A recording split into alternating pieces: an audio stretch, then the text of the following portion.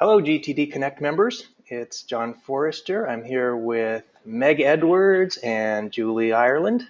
Hi, Julie and Meg. Hi, John. Good to see you Hey, both. Julie. And we have a great group on the line. This has been a very popular series of webinars. This is the third in our Trust Challenge series of webinars, and they've been very popular. Lots of people have figured out that this is the way to really move along on the path of GTD mastery. So we're glad to see all of you here today, and we're going to start out with a recap of the first two, the Get Clear and Get Current webinars, and look at how you're doing with what we worked on in those first two webinars, and then we'll move into Get Creative, which will be a lot of fun. When Meg and Julie and I were talking about this a couple of days ago, I think we kind of decided that Get Clear and Get Current are something like the heavy lifting that we all do in order to get to the Get Creative part. So I hope that this series has helped you get to the point where when you do a weekly review, it isn't just to get through the Get Clear part or get partway through Get Current, but that we've helped you get to the point where you can get all the way through into the really fun part, the Get Creative, and open up the fun that way. All right, so I'm going to turn it over to Meg, who's going to drive our slide presentation, and we'll look at a recap of Get Clear. So first of all, I want to just say that it's been really fascinating doing these three webinars, because the feedback that we've gotten for GTD Connect members and even some of our master trainers internationally have been really phenomenal, because I think it's really lifted everybody's game up in the weekly review. I think that it is what I find really fascinating about the webinar today is that we focus so much on the Get Clear and Get Current. And I've been practicing this, as people know, for a really long time. I don't even know sometimes how much we really, really focus on the Get Creative part. Because people have been so like, okay, now I got the Get Clear part. Now I'm really focusing on the Get Current part. But today we're really going to even up your game now, which is really about the Get Creative part. But what we wanted to do, though, is really kind of go back and still, as John said, talk about the Get Clear and the Get Current part, so that, as this slide says, do you really, really trust your GTD system? Anything you want to add, Julie, or I'm going to go ahead and go to next one? I love the setup. You know, I think it's just for me, you know, like that hidden secret that I love to do these webinars because it just pushes my own growing edge with everything. And I feel like, yeah, it's like a nice opportunity for me. I tend to kind of maybe brush it off a little bit almost, you know, and I think there's such rich content in terms of this piece. And I think, like you said, we all tend to really, you know, get excited and focus on Get Clear and Get Current, and then I'm swiveling. I'm trying not to swivel. Yeah, we'll tell you if you're swiveling too much. And one quick thing here, in the questions box, all those of you who are on the line, can you type in the questions box something like where you're watching and listening from today, so we know you have access to that questions box? Hi, Dave. Good to see you here. There we go. Great. Thank you. That's There's great. Heather in Houston, Tina in Houston, Lars from Denmark. Hi, Lars. Good to see you too. I won't go through everyone, but it's a great group. Love it again. All back over to you, the Julie. World. Love it. If Julie moves too much, if Julie starts moving around too much, just type in the questions box something like, calm down, Julie. She gets very excited. Very high mover. Yeah, I just think there is such great, there's a lot of gold to mine here, and I'm really excited that we're doing it, and I'm just really open to, you know, teaching and learning and seeing how I can expand this for myself. Yeah. And one of the things that you've heard David saying more and more lately is that the value of GTD is that it gets you to clear space so that then you can be more creative and do more of the things that you really want to do, being less at the effect of and more in charge of what you're doing. So if we do nothing else in this whole series, I hope that we get you to the point where you trust your system enough to relax and enjoy the Get Creative part of all this. So, again, to be able just to give you the gestalt of the weekly review is there's three parts to it. There's the Get Clear and the Get Current and the Get Creative. And so today we're going to talk about the 2 steps to the Get Creative part, which is about reviewing your Someday Maybe list. And then the section that I think gets really confusing for people is like, what are you talking about when he says be creative and courageous? So that's kind of the agenda for today. But again, we're going to start with the Get Clear part because we want to talk about acknowledgments and opportunities. And so we love you GTD Connect members because you're so fabulous and really participating with us in the question box because it makes it much more rich for everybody, which is, you know, what wins have you experienced around the Getting Clear part since we started this challenge a couple of months ago? Anything that you'd like to share about wins? Process physical mail daily, says Lena. Having a backlog folder from Laura. Lighter and happier. Wow, that's good to hear, Dave. Not feeling like I have to clear out my entire inbox before starting the weekly review. Louise, that's good to hear. Capturing it all without hesitation. That just has a lot coming from you, Mark. That's great. Yeah, Mark. Very impressive. Switch to a paper system. That's a big change. Look forward to hearing how that's going. Diane from Santa Fe. 50% completion of managing email using my paper system more efficiently. Good, good. All right, that's about it. Glad to hear you all are making good progress on this. The first 2 were valuable. Okay, fabulous. Okay, so again, I may sound like a broken record here about the Get Clear part, but again, the weekly review is not a time to kind of get caught up or to do work. And so I think that, you know, some just little pearls of wisdom again here is you want to be trying to get clear during the week. This gets back into the threefold nature of work during the week, that you have enough doing time, you have enough defining time, and you've got time for that unplanned so that you're really getting clear as often as you can. And the weekly review is an opportunity to reflect on how did you do getting clear that week, and are you behind? Do you need to schedule some time to clarify emails and paper, or maybe schedule some time to do a mind sweep so that you can actually push forward in the weekly review and recalibrate. And then we have the Get Current section. So what wins have you experienced around the Get Current part, which those are the 6 steps of the weekly review about cleaning up your actions list, your previous calendar data, your upcoming calendar, your waiting for, your project list and checklist. And what wins have you experienced around getting current this last couple of months? I want to respond to Jacqueline's question because she's asking how to get caught up. Jacqueline, if you go to the Connect homepage, there's a link right on the I think it's upper right-hand corner to part 1 and part 2 that you can listen to the recording of. All right. So, what wins have you experienced around getting current? Any holes or leaks? Opportunities going forward? A lot more clear on the difference between projects and larger outcome lists. Oh, that's music to my ears. Helps me differentiate between ongoing responsibilities and things that have to get done. I'm having fun with this, by the way. Think of all those people who think of GTD as just making lists and limiting their fun. You all are in on the secret that having effective lists is a way to have more fun. And I just want to chime in for a second because I think, you know, one of the things I've been sharing with clients and, you know, it's my own kind of intention as we kind of get closer to winding down the year in terms of Get Current. I've been really ruthless about my weekly reviews, like as in looking, you know, doing my Get Current really through that lens of, okay, Julie, what do I really want to complete by the end of the year? Like, what's really going to give me like the greatest sense of relief and feel like, you know, it's just going to give me the, you know, get great impact to complete. And then what do I really need to either let go of or, you know, move to someday maybe because it's been sitting there. I mean, I have had stuff that's been sitting there for a greater part of this year, and it's all good stuff. And at the same time, you know, I think there's an opportunity to really just really assess my commitment level from like a really honest place, like a deeper level of honesty. So that's my invitation to all of us, really. It's like, what do I, another question I've been asking, it's like, what do I not want to drag into a new year? Because it's just really not relevant anymore, even though it's still valuable. It's just right now, clearly it hasn't risen to the surface. So neat.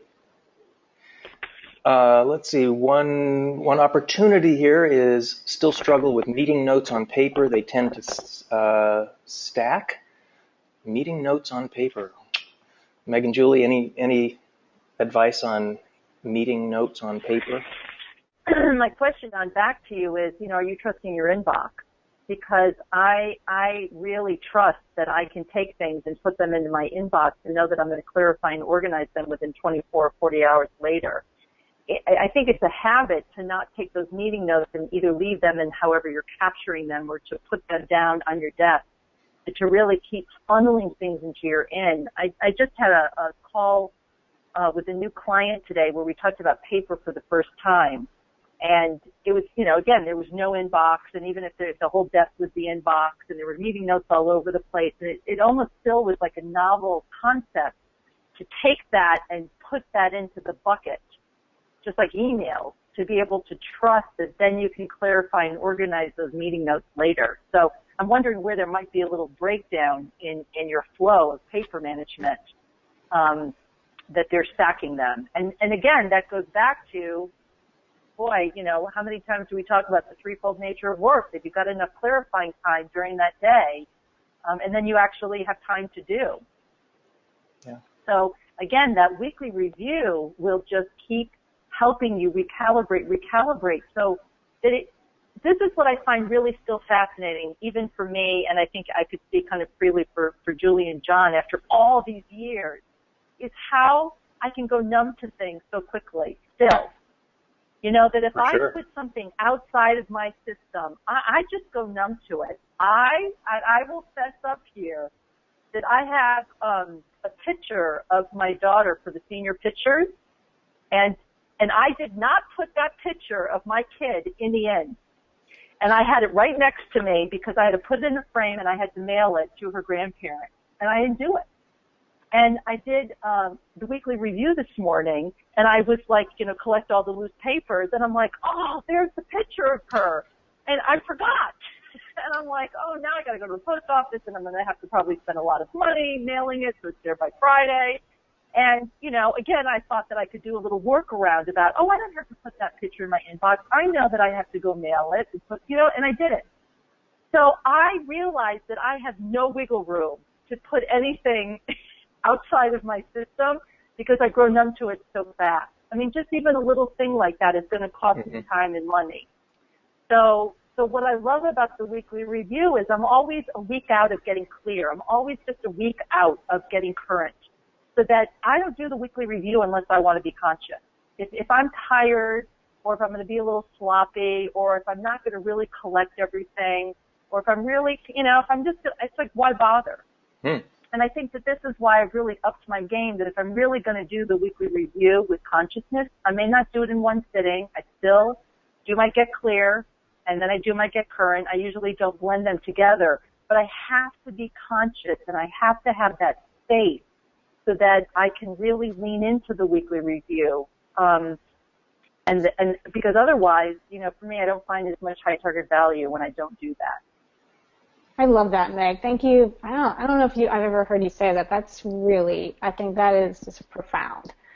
It's like being really conscious, and it's like, once again, like that invitation to, it's like what are we going numb to in our space? Like what are we going numb to in our list? And it's like kind of just shore it up a little bit in terms of, just being more conscious, being more honest. Just being more impeccable around all this stuff, and I really just, thanks again, Meg. That's a great invitation for me. Like I'm not going to do it if I'm not really in that, if I'm not willing to be really impeccable about it. Yeah. Oh yeah. Well, remember me in the beginning. I tried every way not to do GTD for the first couple of years. Let that be a lesson to the rest of you. The more you resist, the more likely you're going to get deeper into it. I did. did, and then I finally was just like, oh, I think David's onto something. But I resisted probably every aspect of this methodology because I don't think I wanted to be conscious. I think it was very painful for me to be conscious to a lot of stuff. I didn't want to see what I had created. Or I would pay attention to what I wanted to pay attention to, and I would ignore the rest of it. So, that's why a lot of people ignore the weekly review, because they just don't want to be conscious to whatever part of that weekly review shows forth, comes forth in the review. So there you go on that one. Mm-hmm. Interesting. So much for now. We wanted to keep it light. Now we're getting really deep. I love it. Let's go all existential on everyone. Mm-hmm. Happy holidays. Yep. All right. Well, shall we go to the next one then? You two ready to move on? You bet. We could talk all day, but okay. So we want to look at what does get creative mean. We're interested in what you all have to say about what getting creative means to you. And as usual, we have an idea from David about the value of clear space. Here's a shot of somebody with a desk that's probably way too clean to be super real. That looks like an IKEA display. It does. It's not real. We're not sure what's in all those drawers, but there may be some numbness in there. But the idea is that at least if you have clear space, you're ready to go and take on some new, cool, fun things that show up or complete things that would free up energy for you. And here's David's quote about getting creative. Getting creative is about getting your act together, letting spontaneous ideas emerge, capturing them, and utilizing their value. So how about in the questions box, what does get creative mean for you all? What kinds of things come to mind when you think of getting creative? Get still and see what shows up, brainstorming, being willing to not jump to the first thought of what to do. I really love this question because I think, there is such an opportunity to cast a wider net. I know, for years I had, for me, getting creative was about being creative in terms of art or something along that line. And, it's like I have just such a wider net definition of that. For me, getting creative is, it's like, in a way, listening. It's like listening to my intuition, having the space for new ideas to come forward. Art for me is certainly one of them, but I think it's like, my invitation is to kind of broaden the definition. Yeah, having mental space, Louise says, and this one has always stumped me a bit, tough for me. I have the same thing going on with that sometimes. When I think of get creative, it sometimes creates a pressure inside of me. Oh, now I have to be artistic. I have to come up with something new that the world has never seen before. And part of what I've really made an effort to do is redefine that to say, no, get creative can be more of a relaxing and seeing what shows up and giving myself permission to have more space rather than, oh, now do something that's important and new and significant. So if any of you have that pressure you've been putting on yourselves, I hope you'll take this as an invitation to just relax about it some more. Using resources, other items to spark thoughts, great. Letting go of circumstances and setting my imagination free. Tricking myself to do all the GTD steps with getting creative, smart. Being in a state of flow. Go ahead, Julie.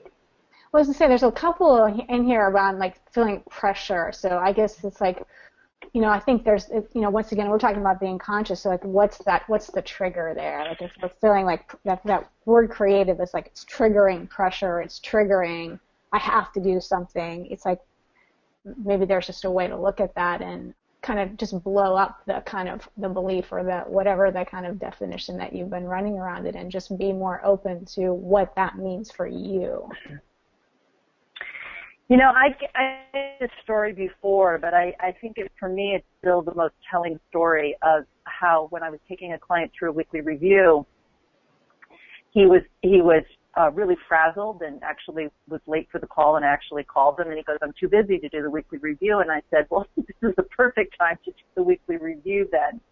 And he trusted me to actually take him through the weekly review. And when we finished the weekly review, he said, I got it. I didn't realize that I was in the busy trap before the weekly review, and the things that I was going to do, I no longer am going to do. I'm actually going to do something else now. Because as John said earlier, he now had the space to really see what had his attention and what was the most high target value action to move forward, and it wasn't what he thought it was going to be. Mm-hmm. And so for him, that was his definition of creativity, was again to have that space to just be, to say, wow, what do I want to do? And a lot of times, we talk about how you can only feel good about what you're doing when you know everything that you're not doing. So that when you have that space and you're like, wow, I'm going to do this now, and I that wouldn't have been an option. And I think that people are trying to do that more and more and more now. But you've got to drive the weekly review more towards quote-unquote completion, however you want to define that, so that you get to that place and know that it doesn't have to be perfect. This is what I also love about the 5 phases. You can still have 600 emails in your inbox and still get to this place.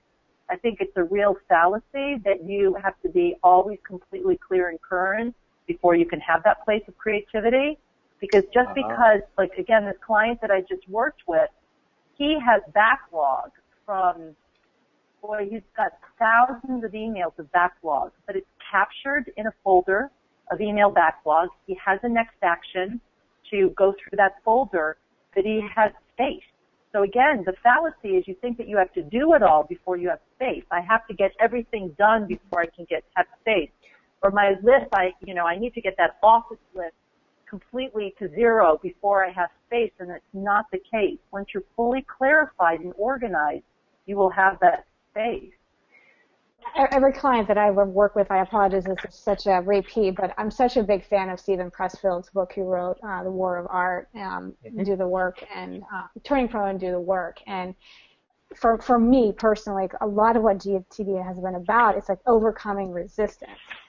And so it's interesting how, how clever that part of me is around, wanting to keep me from that creative place, or keep me from actually being free to think freely. And all kind of stuff can show up around, very cleverly around, well, yeah, you can't be free until every single email you've ever, it's amazing what we can tell ourselves. So it's part of what we're doing here is we're kind of taking the lid off of all that, kind of just busting up some of those rules that we've all been following that we don't need to be following. One of which is you can create the space for yourself, no matter how much backlog you have or how many meeting notes you have to process, as long as you have a plan for it.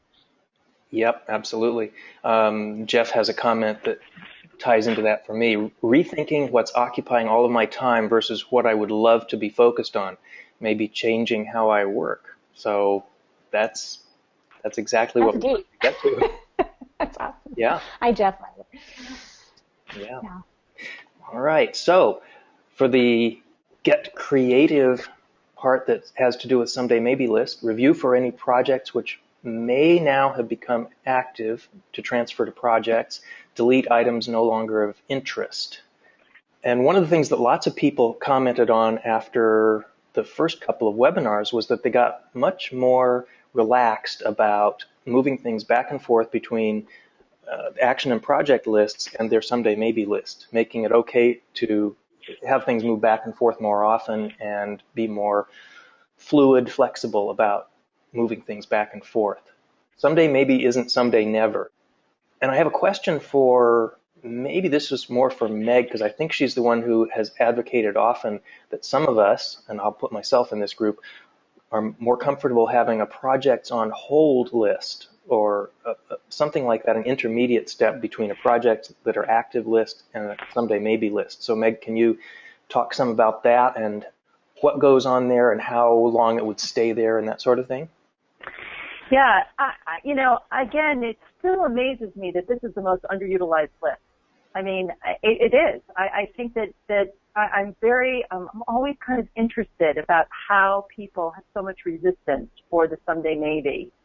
I don't know if it's because of the name of it. And I'm always like, well, great, call it your not now list or call it your incubation list or whatever you want to call it. If Someday Maybe is such so repels you, because there's that fear that I may never get to it, you know, versus I'm just not committed to do it right now, and I'll review it as often as I need to, whether it's weekly or monthly or whatever you want to do. So I always say to people, name it what you want to, if it really repels you, but I want that list to be as valuable as your project list or your next actions list or your calendar.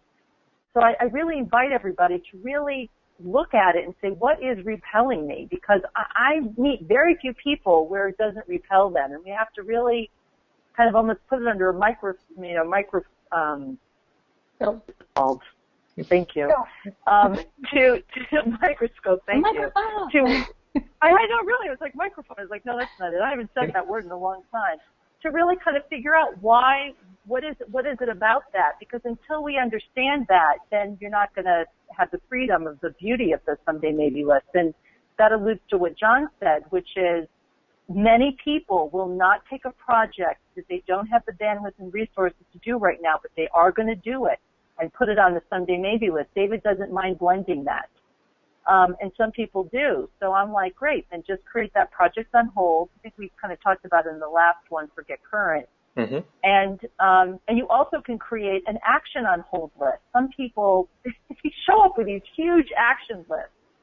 And I'm like, no, make it a doable list. When you're going to review your actions list, these are the options you want to see. You can also have an action on hold list, which is, I want to do these, but not now. And I actually have clients that still call it my now and not now list.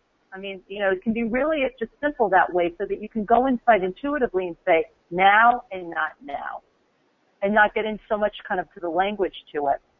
So that you get to decide what the Someday Maybe list means to you and how often do you want to review it.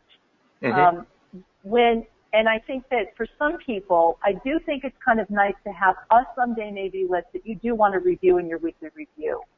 Because, you know, we use Lotus Notes at the David Allen Company. We have databases on Someday Maybe. When, for example, we were thinking about GTD in kids, you know, we have a whole database on that until Mike Williams really kind of picked that up and started to go with that project. So it was incubated for a decade that we were just capturing information that needed a whole database for that Someday Maybe. So some topics are going to need a whole database, or they're going to need a whole lot of information, and some don't. So this is where you don't want to squash your creativity, that if you want to capture things and just say, you know, I'm just going to tuck it away, but not now, and I'm going to review it as often as I need to.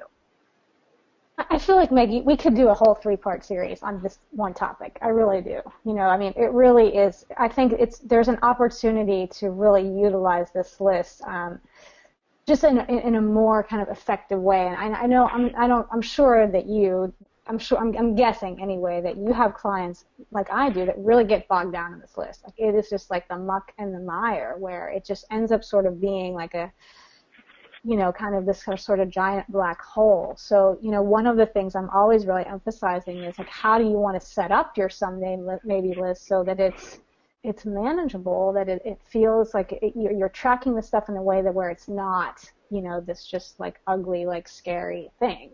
I'm sure you experience that too, right? Where clients were like, I'm afraid to put anything in there because what if I never see it? Well, again, that goes back to not trusting your system. And I think that I love what Ruth just said, because she said it's not just the name, it's also the idea that you don't have any commitments to it when you do. But the thing is that this is what's so fascinating, is that time is the limiting criteria for all of us. You know, it's limiting. And I see a group of people that are living 2 or 3 or 4 lives in one. And we really have to have another conscious conversation about that, which is, you want to do it all. Remember, David said the stress doesn't come from too much to do, it comes from infinite possibilities. And so if there's a part of you that really feels like, yeah, but I got to do it, I'm supposed to do it, I'm supposed to do it, which I have lots of clients that are like that, there's another conversation that needs to happen around, yeah, but not now. It's like, what do you need to do to be able to say, yeah, I really need to do that, but not now because I'm focusing on these things. And see, I think that that's going to get eliminated, Ruth, if you really push up and up your game with the weekly reviews on a regular basis. because you'll be constantly renegotiating those Sunday maybes and saying, yep, I want to do them, or maybe I want to do them, but not now because I'm focusing on this, because time is a limiting criteria. I'll give you a really dorky example. When I first moved into my house, it was a spec house, and it was just built, and I was almost about to have my baby. So I closed on the house at the end of October, and I had Annie December 1st. There was no flooring, there was no light fixture, there was no nursery, there was no nothing. And I felt like everything had to be done. Every room had to be painted, everything had to be done. There was a sense of, there can't be any Sunday maybes here. But there had to be. And so I had like 700 things on my Sunday maybe house list. You know, I did a mind sweep, and there was like 700 things because it was a spanking new house. And I just said, not now. And then I focused on my projects and my next actions. I said, I'm just focusing on the nursery, and I'm just focusing on my office, and everything else is a Sunday maybe. And once I got control over those projects and I had next actions, when there was room in my weekly review, I would look at that list of 700 things and say, okay, now what can I pull off? What space do I have now to pull that off? But yes, there was a part of me, Ruth, that felt like, yeah, I got to do it all now. And that's just one area of my life, let alone all the things that you have professionally that probably are the same thing. Yeah, I think what you're getting to addresses something that several people are writing in the questions box about. There's sort of a theme here that I'm getting about not just what am I committed to, but am I overcommitted in some areas? And that's a tough one for many of us. I'll just claim it for myself. We tend to overcommit and have a hard time saying not now or no, maybe not ever to certain things. We want to be yes to everything, and yet with that limiting criteria of time, realistically, we're going to have to look at some of those places where we're overcommitted and say, nope, it's not going to happen right now. A couple of people are saying, yeah, that's me on the idea of the overcommitment. I also think that this is, once again, it's like the other reviews are really important. So like monthly coming back to review our areas of focus and really checking in, like how am I doing with health and relationships and money and work and finances and communities, all those things. It's like checking back in and really kind of getting clear about like what my priority and focus is. If I'm doing that really regularly, you know, I don't tend to have a giant, like, I don't know, it just sort of keeps everything else in check. Yeah, and Jackie, you're exactly right. The weekly review not only allows for renegotiating, it encourages renegotiating. That's a big part of the purpose, as far as I'm concerned, is it lets me renegotiate things so that for that next week, I have a clear idea of what my realistic commitments are, and I'm not at least slightly under the surface subconsciously telling myself I'm going to get everything done this next week. Because based on last week, I didn't get everything done and probably won't get everything done next week. So the weekly review helps me be more honest with myself, and that makes such a big difference to how well I sleep at night and how present I am and how much value I can add to the company and to my family and everything that way.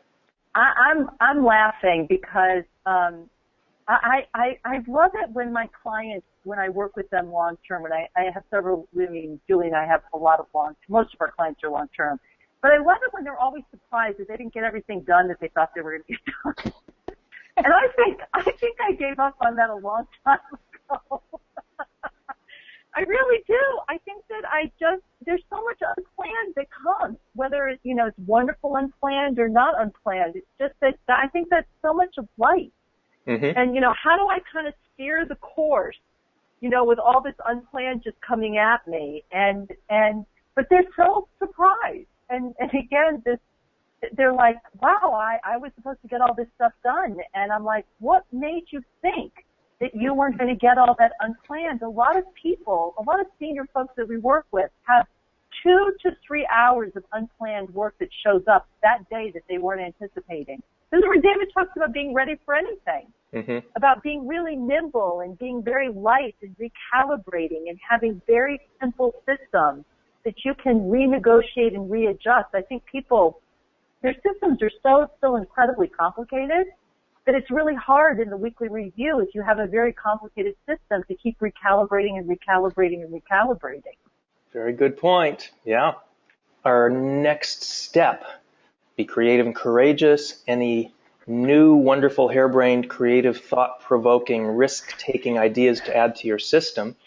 And to get you started on considering this, I want to point out something that a couple of people have commented on, that they tend to use the someday maybe more for personal, but not so much for work.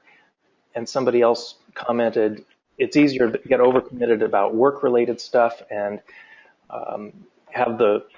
be just about paying the bill, working to pay the bills. And it really helps if you can apply this personally and professionally, not just give yourself permission to have someday maybes in your personal life, but also in work.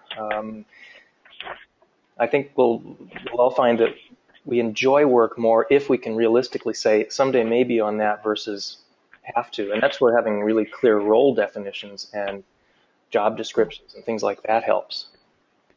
Julie, Meg, any comments there? So I think that in some ways, when you get to this step, you are kind of finished with the weekly review. This isn't like, okay, now I've got to come up with some creative idea or some new initiative or some new marketing idea or some new activity to do on the home front or whatever it is. If it shows up, great. But I think that for me, I'll never forget, I had a client bring me in who had been working with a consultant, and the consultant said to my client, my new client, you have too many ideas. You need to stop having so many ideas.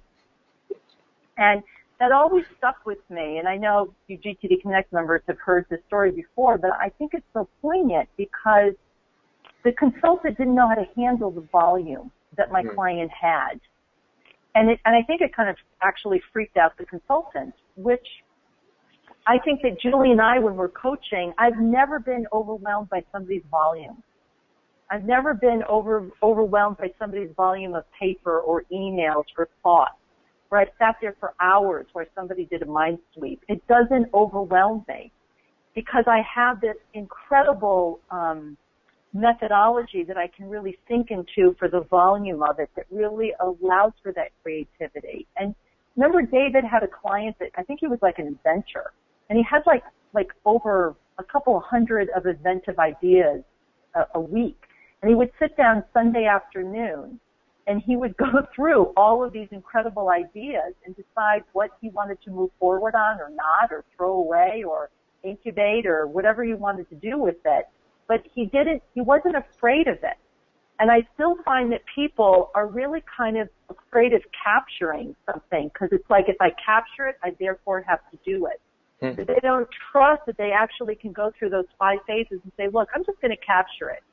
And then maybe they clarify it right then and there, or maybe they don't, or they clarify and put it in their inbox, and they pick it up, and they're like, wow, and then they go through the workflow process of it, and they're like, wow, this is just a someday maybe, or I'm not going to do anything with this, and they throw it away. Or they decide that they want to capture that on a particular someday maybe list, or create a new someday maybe list, or create a checklist, and they know that they're going to come back and revisit it and say, wow, I want to act on that. Maybe they don't act on it for 5 years, or maybe whatever they want to do with it. And I think, as David said, the first step is that you want to use your mind for having ideas, not holding them. Yeah. But to me, the essence of it all, it's like the trust part is like trusting myself enough to put things into this system so that then I'm just available to make the best decisions that I can. And to me, that's really what this is about. So it's like holding and containing, what are the nows or what are the not nows or what are the someday maybes, what are the pending items. It's like it's all captured, and then I'm available to make that decision, and I can really trust myself to do that. Like I have the, those decks are cleared, and it's not like, oh, I'm going to be perfect in decision making, but it's like I have more of a leverage, around, being able to prioritize and make decisions, and also, having the space for the new stuff to come forward. Mm-hmm. And Carol's saying that she thinks of the Get Courageous step as taking a breath and seeing how I feel at the end of the weekly review. Nice, nice. And being courageous means looking at why some project is stuck, or realizing there's a commitment that needs to be renegotiated. Well said. Well said. So I wanted to take this opportunity. I think this is a good place. I have David's second book here called Ready for Anything that I have incredibly marked up.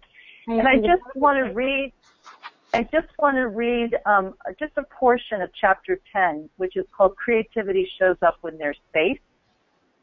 And I just want to read this one paragraph here where he says, a core principle of our personal productivity methodology confronts this issue head on, meaning you want to write it all down, think about it all, decide what needs to be done about it all, and manage the options of it all in a consistently reviewed external system. The all factor can be awesomely revealing. The wonderful surprise is that for everyone who actually risks it, actually does get it all out in front of him or herself, the resulting experience is far from intimidating. It is liberating. It creates an unmistakable release of pressure and a surge of self-esteem, because such people are now operating from the source of the creativity, not from its effect. So I just share that with you because after 16 years, I'm always picking up this book and having another layer and another layer. And I think that when we were talking about creativity, I wanted to go and see some of the things that David had said about creativity, so that you're being from a place of the source of creativity. And boy, we see this all the time, Julie and I. I think that's why we never have a boring moment in coaching. Because when we're coaching somebody, I don't sometimes see a whole lot of creativity in the beginning, or it can be very sporadic because they're so in the busy trap, or they're overwhelmed, or they're feeling unfocused, or whatever that is, or they've just had new responsibilities that have given them.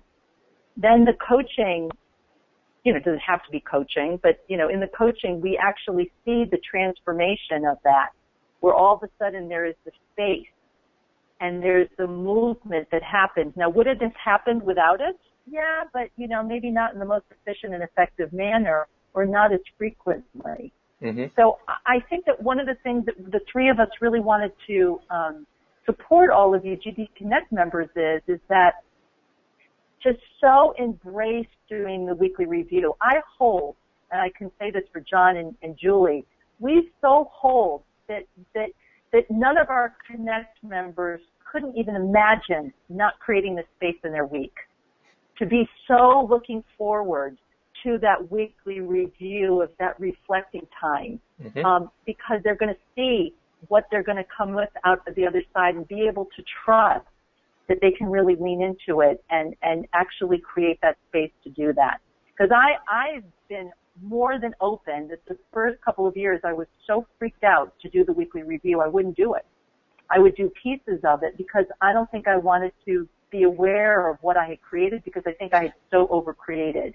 I didn't want to pay attention to the things that were really out of alignment, that I had created and promoted and allowed, that really wasn't for my best interest or my family or my anything.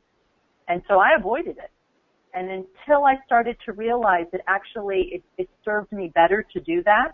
Now, we all do some version of the weekly review. But I just shared that with you because I was so open that I resisted this like the plague in the beginning, even though I knew that David said this is the critical success factor, but I couldn't do it in the beginning for a while, or I could just do little pieces of it. I know for me, and my clients have heard, oh, sorry, John. Really quick thing here. Somebody just said they're going to rename the calendar item from weekly review to weekly reflection. I like that. Back to you, Julie. What were you about to say? Well, my clients have heard me say this. Where for me, I just appreciating, as you can tell, Meg and I, we're always the teachers and the students, and part of why I love this so much. And for me, the weekly review really, it just shifted at one point where I made it for me. Mm-hmm. It's like I started to do it for me. I started to do it in a time and a space that worked for me. It was like something I really owned as kind of like yeah, just sort of like this critical gift I was going to give myself. And so, you know, that's just another invitation for everyone. It's like, I think people get tripped up sometimes in like doing it right or like following these very rigid rules. And like, you know, it's just, it doesn't work that way. You know, we have all these kind of great suggestions and we give you the checklist to follow so you have some format.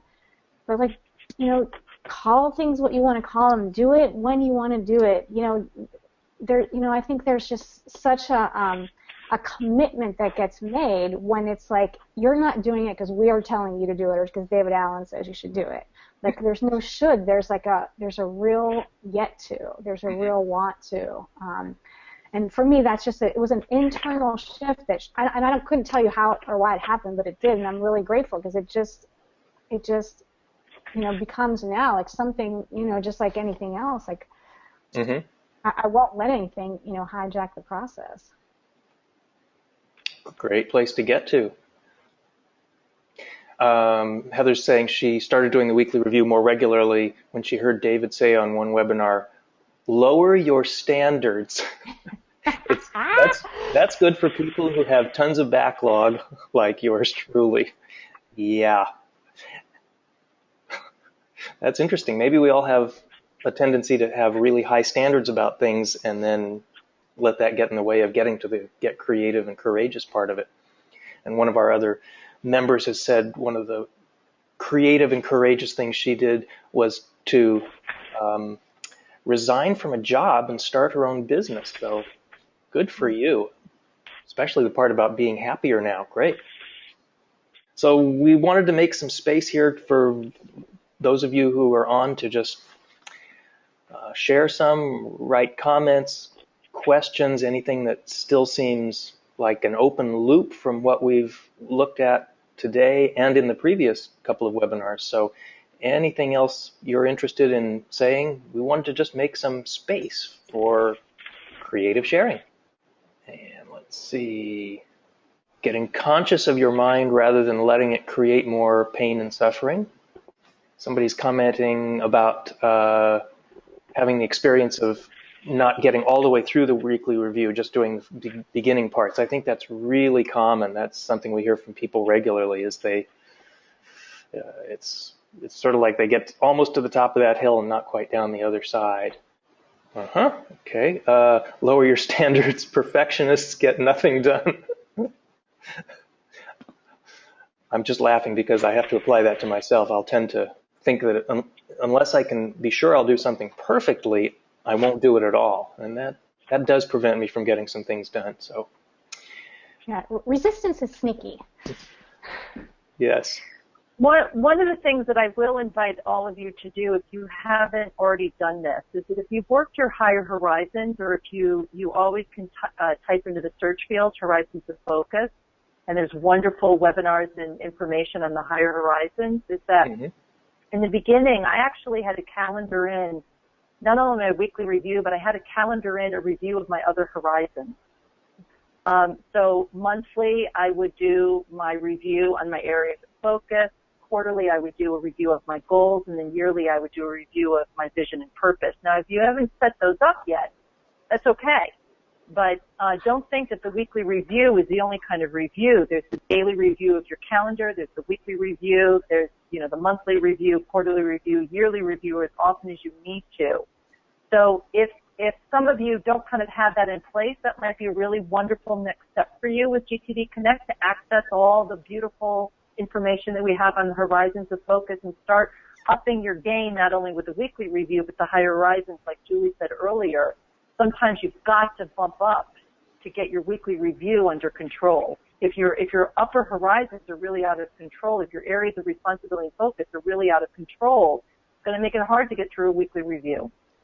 So true. And then I love how Laura is saying, like, I have a new list, yeah, but not now, actions. Like, to me, the question, that's a great, such a great example of how can you get creative with your weekly review? Like, how can you get creative where it's fun? Or how can you, like, name your someday list where it's like, it's something, like, I love Frank Sauber, who has No Way Baby. No Way Baby list. So it's like, how can you just infuse your weekly review, whatever the steps are, with a little of your own personal stamp so that it's really fun. Yeah. Here I go, I'm swiveling again. Sorry. Here's one that stood out for me. Richard says, I haven't been getting through to the creative stage, but because I get through more of the first two stages, I seem to get creative anyway, usually at night. Well, I'd say something in there is working for you. If you're finding that you have space to have creative things come forward any time of day, that's a good sign. I know that we only have a couple of minutes left, and Heather's just asking a question because I opened up the Higher Horizons, where she said, Meg, how do you know when your upper horizons are out of focus?